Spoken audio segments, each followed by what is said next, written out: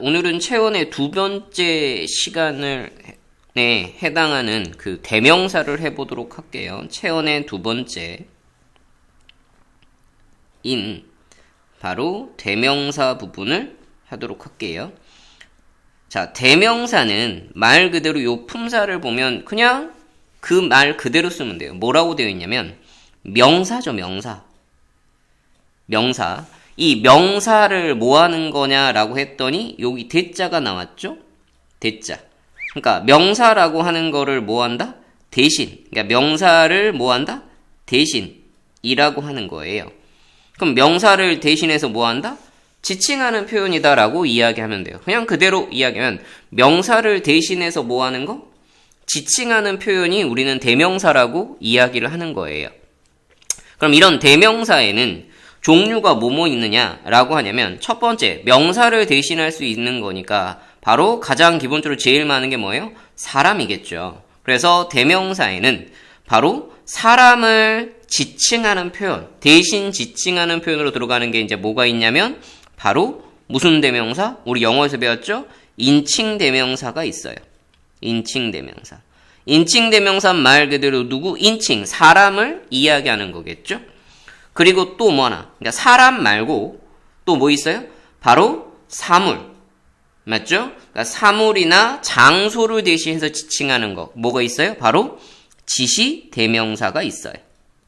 그러니까 명사에는 크게 종류상 이렇게 사람을 지칭하는 표현인 인칭 대명사와 사물이나 장소를 대신하는 표현인 지시 대명사로 나누어집니다. 자, 그럼 먼저 우리 첫 번째 여기 나누어지는 인칭 대명사에 대해서 알아보면, 자, 인칭 대명사. 영어에서 했으니까 조금 더 수월하게 해보면, 이 인칭 대명사에는 뭐뭐 있느냐?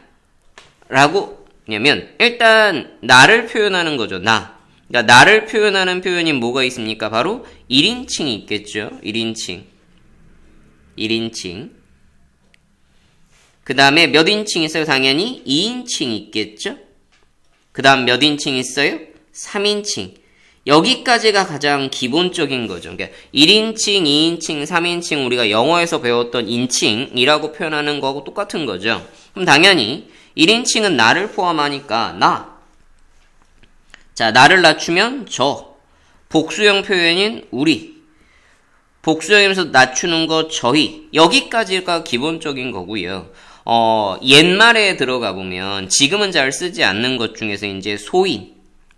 자신을 낮추는 거죠. 그 다음에 자신을 낮추는 거 뭡니까? 짐이 했노라. 요렇게 짐. 요거는 이제 시대적인 배경과 관련된 단어 중에 하나겠죠. 자, 그럼 당연히 2인칭을 들어가 보면 상대방을 가리키는 거죠. 너. 그 다음에 자네. 그 다음 그대. 그 다음 당신. 그 다음 너희. 그 다음에 여러분. 이렇게 있죠. 너희. 그 다음에 여러분. 이렇게 있죠. 자, 3인칭을 보게 되면 3인칭은 나도 너도 아닌 거니까 그 있죠. 그 다음에 이분, 그분, 저분. 그 다음에 이, 그이, 저희. 이렇게 있는 거. 자, 이게 기본적인 인칭을 표현하는 1인칭, 2인칭, 3인칭을 이야기하는 거죠. 그래서 1인칭, 2인칭, 3인칭을 이야기하는 거라면 여기에 인칭 대명사가 더 있죠. 뭐가 있냐면 3개가 더 있어요. 3개가 더 있어요. 1인칭, 2인칭, 3인칭 나오지만 얘가 조금 더 많이 나온 편이에요. 인칭 대명사 같은 경우는 담화 상황에서 좀 많이 나오니까 조금 학습을 할 때는 이야기 상황에서 이렇게 된다라는 상황적 판단도 하셔야 돼요. 뭐가 있냐면 부정칭이 있고요. 부정칭 있고요. 그 다음에 미지칭 있고요. 부정칭, 미지칭. 그 다음에 제기칭이 있어요. 자, 조금씩 공부해보면, 자, 부정칭이라고 하는 건 뭐냐면, 정해지지 않은 거. 그러니까 다수가 있는데, 콕 집지 않고, 정해지지 않은 대상을 가리킬 때예요. 그러니까 다수긴 해요. 근데 딱 콕 찝다 찝지 않는다? 찝지 않는 거예요. 정해지지 않은 대상을 가리킬 때 이야기하는 거죠. 자, 요런 부정칭 표현에는 이제 뭐가 있냐면 대표적인 게 아무나 오거라, 아무개가 이렇게 이야기하겠죠. 자, 그 다음에 이제 미지칭에서는 이 미지의 세계, 미지의 세계 뭡니까? 아무것도 모르는 거죠. 그래서 미지칭은 모르는 대상을 가리킬 때예요. 모르는 대상을 가리킬 때 미지칭이 되고요. 제기칭에서는 요 제자를 기억하시면 조금 기억하기 쉬워요. 제자. 요 제자가 다시 제자예요. 그러니까 앞에 나온 거를 다시 한번 가리킬 때 쓰는 게 제기칭이 되는 거예요. 그러니까 앞에 나온 대상을 다시 뭐 한다? 가리킬 때. 앞에 나온 대상을 다시 지칭할 때 쓰는 게 제기칭이죠. 미지칭에서의 주로 많이 쓰는 거는 뭐냐면 누구나 어느 요거를 좀 많이 쓰는 편이고요. 제기칭은 일반적으로 이제 많이 쓰는 게, 자기, 당신, 요게 조금 많이 쓰는 편이에요. 자, 이때 조금 더 많이 나오는 표현 중에 이게 여러 가지로 물어볼 수 있는 게, 요 누구는 조심하셔야 돼요. 누구는 조심하셔야 돼요. 자, 누구는 조심해야 되는 이유가 뭐 때문이냐면 상황에 따라서 요 누구라고 하는 것은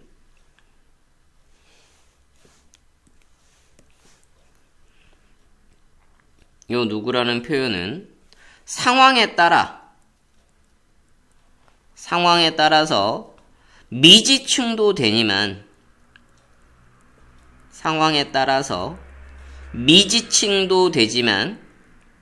혹은 뭐도 되냐면 부정칭도 돼요. 미지칭도 되고 혹은 뭐도 돼요? 부정칭도 되는 거예요. 그러니까 요거는 상황에 따라서 잘 판단을 하셔야 되는 것 중에 하나가 바로 누구가 돼요. 그러니까 예를 한번 들어서 갈 건데 먼저 이제 우리 보통이에요. 보통 부정칭의 표현에서를 보통 쓰는 것들은 예를 들면 누구든지 할 수 있으면 해라 라고 이야기를 해요. 부정칭에서는 누구든지, 그러니까 정확하게 정해지지 않은 상태에서 학교에서 선생님이 야 누구든지 이거 할 수 있으면 해봐 라고 하는, 근데 이때 잘 기억할게. 학교라는 가이드라인, 그러니까 학교가 35명이에요 반에. 근데 35명 중에서 딱 한 명을 정한 게 아니라 그냥 이야기하는 거야. 야 누구든지 할 수 있으면 해봐 라고 이야기하면 이때는 뭐가 되냐면 부정칭이 되는 거죠. 그러니까 예를 들은 거죠. 여기에다 예를 들게요. 누구든지 할 수 있으면 해라.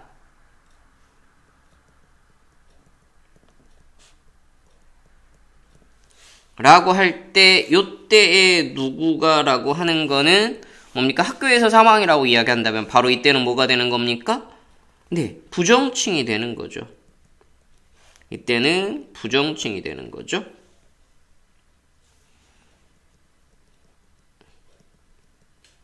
칭이 되는 거예요. 이 예문은 이렇게 되는 거죠.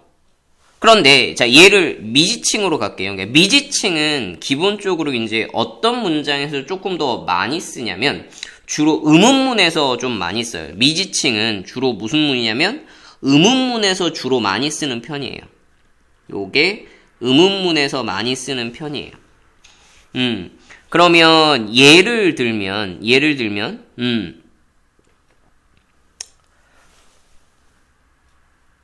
그냥 물어보는 것 중에 하나인데 치킨 누가 먹었니? 라고 이렇게 물어봐요. 치킨 누가 먹었니? 라고 이야기를 해버리면, 그러니까 누군지 전혀 모르는 상태죠. 모르는 상태에서 뭐 했어요? 물었어, 안 물었어요? 물었죠. 그러니까 물어보는 거예요. 치킨은 누가 먹었니?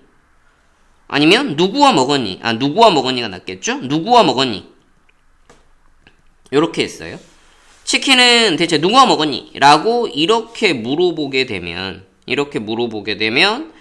요때는 누구라고 하는 요 누구가 모르는 대상인 거죠.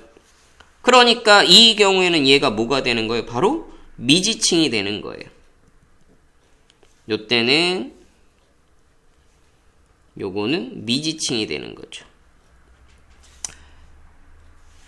그러니까 누구라는 상황을 가장 가볍게를 보면 가이드라인을 생각하면 조금 더 이해가 돼요. 그러니까 가이드라인이 있다라고 생각을 하게 되면 뭐가 되는 거예요? 그때는 부정칭이 되는 거예요. 가이드라인이 없어요. 그럼 뭐가 돼요? 미지칭이라고 이야기하면 되는 거죠. 그러니까 누군가가 이제 우리 집에 초인종을 눌렀어요. 그럼 이거는 초인종을 누르는 사람은 정해진 적이 없죠. 그럼 이때는 누구세요라고 하면 뭐가 되는 거예요? 바로 미지칭이 되는 거죠. 자, 이렇게 조금 이해하시면 되고요. 그 다음에 이제 제기칭인데, 제기칭은 요 예문, 그러니까 예문을 들 건데, 요 문장이 그대로 이제 얘가 뭐가 되면 쉽게 이해할 수 있어요. 바로 제기칭은 바로 앞에 주어가 나오는 게 아니에요. 바로 뒷부분, 주어가 있고 주어 다음에 나와요. 왜냐면 다시 제자를 쓰니까 앞에 나온 대상을 다시 뭐 하는 거예요? 지칭하는 표현이라고 우리가 보통 이야기하는 거거든요. 그러니까 제기칭에 대한 예를 한번 들어보면,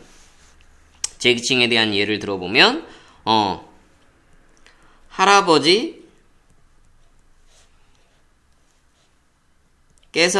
제일 많은 나오는 문장이에요. 할아버지께서는 살아생전에 당신께서 손수 만든 옷을 입으셨다 라고 이야기하게 되면, 보세요. 할아버지께서는 이라고 하는 여기 뭐가 있어요? 주어가 있죠? 여기에 뭐가 있습니까? 주어가 있죠? 여기 주어가 있어요. 그죠? 근데 살아생전에, 이때 그 다음 뒤에 뭐가 나왔냐면 당신이라고 나왔죠. 여기 당신이라고 나왔죠? 요렇게 당신이라고 나왔죠? 요 당신은 2인칭인 게 아니라 누구를 가리키는 거냐면 바로 누구? 앞에 있는 누구를 가리키는 거예요? 요 할아버지를 지칭하는 표현이죠. 그죠? 그러니까 요 당신이라고 하는 것은 곧 뭐가 되는 겁니까? 바로 제기칭이 되는 거죠. 인칭 표현으로는 뭐예요? 보기에는 인칭 표현은 2인칭이지만 이거는 실제로 2인칭을 말하는 게 아니라 3인칭, 할아버지를 지칭하는 거죠. 그래서 이거는 뭐가 되는 겁니까? 네, 제기칭이 되는 거죠. 제기칭이 되는 거죠. 자, 요렇게 들어가는 게 있고요. 자, 그래서 요 세 개는 따로 이제 조금 더 물어보는, 담화에서 조금 더 많이 물어보니까 요거는 요렇게 좀 공부 좀 해 두셔야 돼요. 요거는 담화에서 많이 물어봐요. 자, 그런데 다시 이제 인칭에서 여기 다시 와서 물어보는 것 중에 이제 우리가 뭐도 있냐면, 인칭에서 보면 주로 많이들 물어보고 들어가는 게 뭐 있냐면, 여기 우리 있죠, 우리. 요 우리 표현을 조금 물어보고 실제로 수능에서도 나왔어요. 그 다음에 얘는 좀 잘못 썼네. 요거 당신. 자, 우리 표현을 이제 물어보는 것 중에 이제 어떻게 되는 게 있냐면, 우리가 어떤 상황에 놓여 있냐에 따라서 이 우리가 나타내는 게 조금 달라지는 것 중에 하나가 있어요. 보게 되면 예문을 하나 들어보도록 할게요.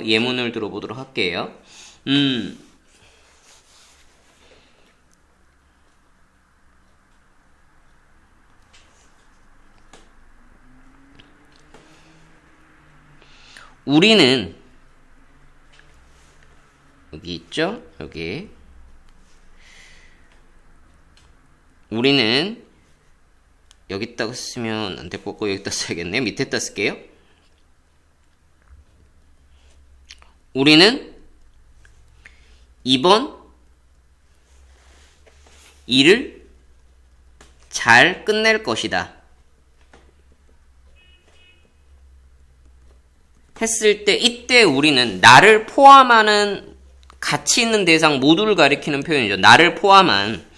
이때 우리는 분명히 나를 포함한 모든 대상을 가리키죠. 이게 나를 포함하는 거죠. 1인칭인 나가 포함되어 있죠. 그죠? 플러스 나가 포함되어 있죠. 그러니까 내가 포함되어 있습니다. 이 문장에서 보면. 자, 그런데 다른 예문으로 이제 들어가 보면 우리는 너희들과 의견이 다르다라고 이야기했을 때 볼게요. 우리는 너희들과 의견이 달라. 너희들과 의견이 달라. 라고 했을 때 이때 요 우리를 보게 되면 보통의 우리는 복수 형태죠. 그런데 지시성이 조금 달라지죠. 뭐가 되냐면 말하는 이와 뭐가 되는 거예요? 제3자만 포함되는 거죠. 그러니까 요때 우리는 1인칭하고요. 몇 인칭? 3인칭은 포함이 돼요. 맞죠? 그러니까 1인칭하고 3인칭은 포함이 돼요. 1하고 플러스 3은 인칭은 포함이 되죠. 그런데 몇 인칭이 빠졌어요? 네, 2인칭이 빠졌죠. 2인칭은 제외가 됐죠. 2인칭은 제외가 됐죠. 이 경우에는. 맞죠? 자, 그런데 여기서 다시 다른 예문으로 가면 또 달라지는 거겠죠? 뭐가 있냐면 우리 모두 힘을 합쳐 합시다 라고 이야기했죠? 우리 모두 힘을 합쳐서 이번 일을 합시다. 이렇게 이야기하게 되면은 이때 우리 같은 경우에는 3인칭이 제외가 돼요. 이때는 우리 자체가 뭐냐면 1 플러스 2인칭은 돼요. 그러니까 나하고 2인칭까지는 포함하지만 몇 인칭이 제외되냐면 3인칭이 뭐가 돼요? 제외가 되죠. 3인칭이 제외가 되죠. 이 경우는 3인칭을 제외시키는 케이스라고 이야기를 할 수 있어요. 혹은 단수적인 용법으로 쓰는 경우도 있어요. 예를 들면 우리 자기라고 하게 되면 이때는 우리가 복수형이 아니라 우리 자기다 라고 이야기하면 우리 애인이라고 하죠. 우리 애인이라고 이야기하면 이때는 뭐가 되냐면 단수적인 표현이 돼요. 그러니까 보통은 우리라고 하는 건 복수 형태인데 이때 우리 자기는 복수형이 아니죠. 딱 하나밖에 없죠. 그래서 이때는 단수형 표현이 되기도 해요. 그래서 우리라는 표현은 이렇게 많이 달라진다라고 볼 수도 있고요. 혹은 이제 당신도 의미가 조금 달라지기도 해요. 당신. 여기 2인칭인 요 당신 보이시죠? 요 당신. 자, 요 당신도 살짝씩은 달라져요. 그러니까 달라진다라는 게 높일 수 있고 낮출 수도 있고 이야기하는 케이스예요. 2인칭으로 이제 이야기하는 케이스인 당신을 보게 되면 예를 들면 싸울 때 보면 야 당신 뭐야? 라고 이야기할 때 싸울 때 당신 뭐야? 이렇게 하면 뭐가 되는 겁니까? 상대방을 낮출 때 이야기하는 거겠죠? 그죠? 그래서 X를 보게 되면 당신 뭐야? 라고 하게 되면 이때는 뭐가 돼요? 낮춤의 이야기가 되겠죠? 당신이란 자체가.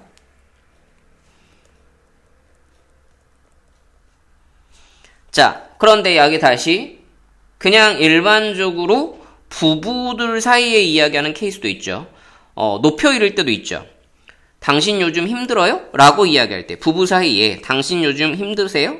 당신 요즘 힘드세요? 라고 이야기하는 이 부부 사이인 경우에서는 낮춤이 아니라 뭐가 되는 거예요? 높임이 되는 거죠.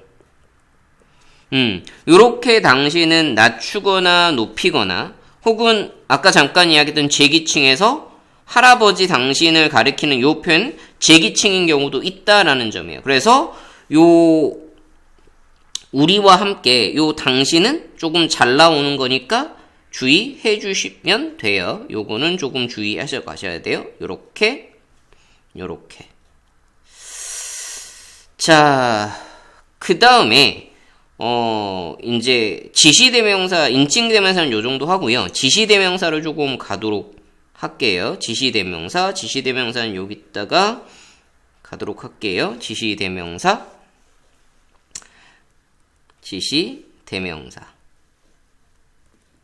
아까 지시대명사를 분명히 뭐라고 했어요? 사물을 가리키거나 혹은 장소를 가리킬 때 뭐를 한다고 했어요? 지시대명사를 쓴다라고 이야기했어 안 했어요? 하고 있었던 거죠. 그죠? 그러니까 사물이나 사물 혹은 장소를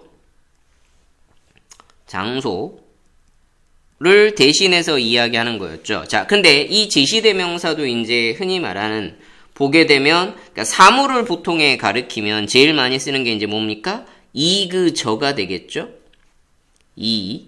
이그저가 되겠고 맞죠? 자, 그다음에 혹은 이것, 그것, 저것 쓰는 것도 있겠죠. 이것, 그것, 저것 쓰는 거 있고요. 그 다음에 장소가 되게 되면은 뭐가 돼요? 여기, 거기, 저기 이렇게 되겠죠.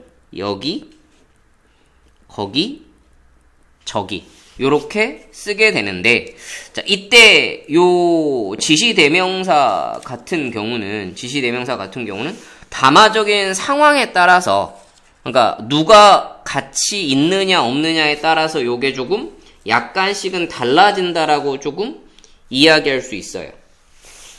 무슨 말이냐면 담화적인 상황을 조금 이야기를 해 보도록 할게요. 담화 이야기니까 자, A라는 사람이 여기 있고요. A의 위치가 여기 있고요. 그 다음에 물건이 여기 있어요.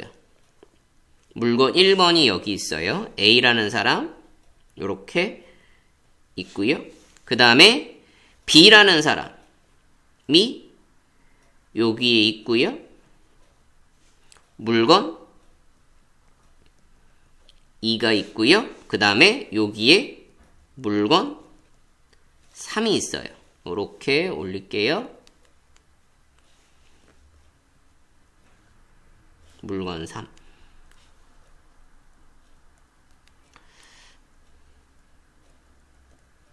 이렇게 있어요. 자, 그러면 이때 본인의 위치에 따라서 상대방의 위치에 따라서 말하는 게 다르겠죠. 예를 들면 A라는 사람이 이 물건 갖고 이야기해요. B한테 이야기하는 거죠. 뭐라고 했어요? 이것은 어떠니? 라고 물어보면 B라는 사람은 이것은 어떠니라고 A가 물었을 때 B가 대답해 줄 때 B가 보기엔 얘가 가까워요 뭐야? 멀죠. 그러면 뭐라고 이야기하냐? 그것은 이라고 대답을 해주겠죠. 그러니까 자기가 놓여있는 위치에 따라 이야기하겠죠. 그러면 당연히 A 입장에서는 물건 2를 말할 때는 뭐가 돼요? 그럼 그것은 어때? 라고 이렇게 이야기하는 거겠죠. 맞죠? 그러면 B는 이 물건을 이야기할 때 뭐가 되는 거? 이건 쓴 이렇게 이야기하겠죠. 그러니까 요거를 놓고 보더라도 뭐가 되는 거예요? 위치에 따라서 자신이 놓여있는 이 위치에 따라서 이 그절을 쓰는 게 뭐가 된다? 달라진다, 같아진다? 달라진다라고 이야기를 할 수 있겠죠. 장소도 마찬가지겠죠. 여기, 거기, 저기도 마찬가지로 뭡니까? 바로 거리에 대한 이야기겠죠. 그러니까 누가 누구에 있느냐에 따라서 거리의 이야기겠죠. 됐죠? 자, 요게 이제 보통의 지시, 대명사라고 이제 우리가 보통 이야기하게 되는 거예요. 자, 여기까지가 이제 기본적인 대명사 이야기를 해드렸고요. 보통의 대명사를 보통 많이 물어볼 때, 특히 지시대명사 같은 경우는 이그저가 나오죠. 이그저가 나오잖아요. 그래서 요거하고 이제 비교해서 같이 조금씩 보는 게 이제 어떤 게 있냐면, 지시관형사하고 비교를 조금 더 많이 하는 편이에요. 지시관형사하고. 관형사라고 하는, 관형사도 이제 뭐였어요? 이그저가 있거든요. 근데 관형사의 목적은 뭐예요? 뒤에 오는 체언을 꾸며주는 데 목적이 있죠. 그죠? 그런데 이제 대명사 같은 경우는 꾸며주는 게 아니라 대신 지칭하는 거죠. 그래서 가장 기본적으로 이제 관형사냐, 대명사냐라고 구별하고 되게 되면 뭐를 붙이면 되냐면 조사를 붙이면 조금 더 수월하게 구분할 수 있는 부분인 겁니다. 그래서 대명사는 보통의 조사가 붙으면서 단독적으로 이제 주어가 될 수 있고요. 주어가 될 수 있고 또 하나는 대명사는 관형사의 수식을 받을 수는 없어요. 정확하게 관형사의 수식을 받진 않아요.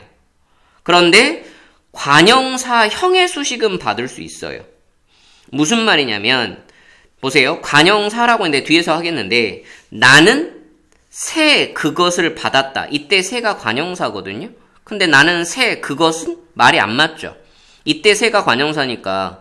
그죠? 그러니까 관형사 수식은 못 받아요. 그런데 관형사형은 받을 수 있어요. 예를 들면 아름다운 그녀가 왔다. 이렇게 하게 되면 뭐가 되는 거예요? 이건 아름다운이 뭘까요? 그녀라는 거를 꾸몄으면 꾸몄죠. 이거는 받을 수 있는 거예요.